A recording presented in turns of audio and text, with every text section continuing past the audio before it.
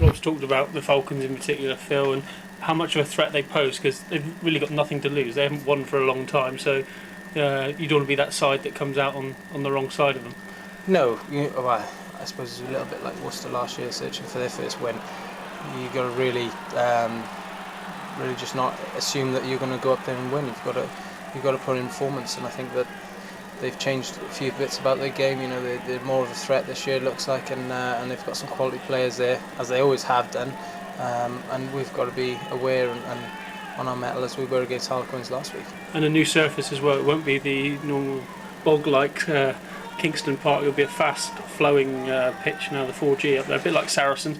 Yeah. So that brings its own challenge in itself. Yeah, and hopefully that increases the quality of the rugby that you see on the day. And there has been difficult conditions up there, but again, you've got to kind of put that to the back of your mind during your week of preparation. We've got to prepare for the best Newcastle, and we've got to be prepared to be the best Exeter. So hopefully we can do that on the new surface up there and maybe play some good stuff. There's a real confidence about the boys, though, the way you're playing, really taking on sides both up front and behind. Yeah, and I suppose that's something we've always looked to do, and we started off well with scoring tries, and something to build on, I suppose, going forward. And defensively, we're really up there as well, so we're happy with that. And again, that's something we can build on moving forward in the Premiership and into the Europe and LV as well, again this year. Talking to a few of the guys, especially some of the younger lads, they say that year of exposure last year in the Premiership has really helped them and developed them even more. And we're seeing probably the gritty side of them now. The case in point last weekend against Harlequins. It looks like, the younger guys, it seem like they've been around for years now, but they're showing us, an all-round game, and they're performing for us week in, week out, and I think that's something that's obviously come from game time from them last year, and their experiences with England and the under-20s and playing together, coming through together. I think that they're, really setting a standard there for the rest of us to try and follow.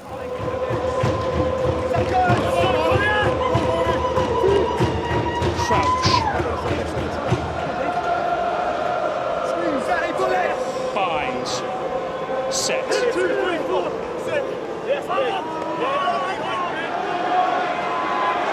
Once again, the ball getting rather gummed up as Chiefs try to shuffle that ball back through the legs of the scrum.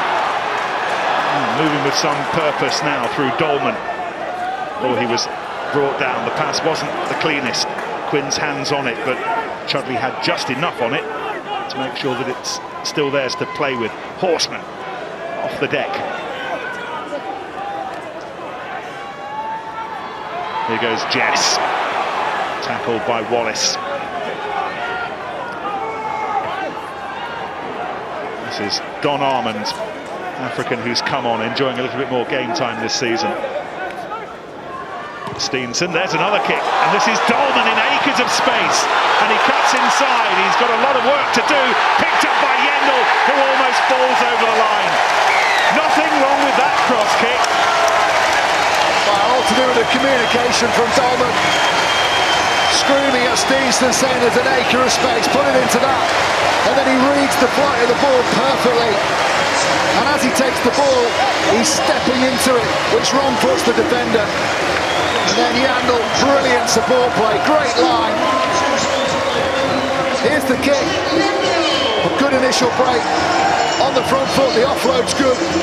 Dollman there involved in that passage of play. He recycles himself back onto the wing. And then look at this step onto the ball, which takes him inside his opposite number. And then great support line.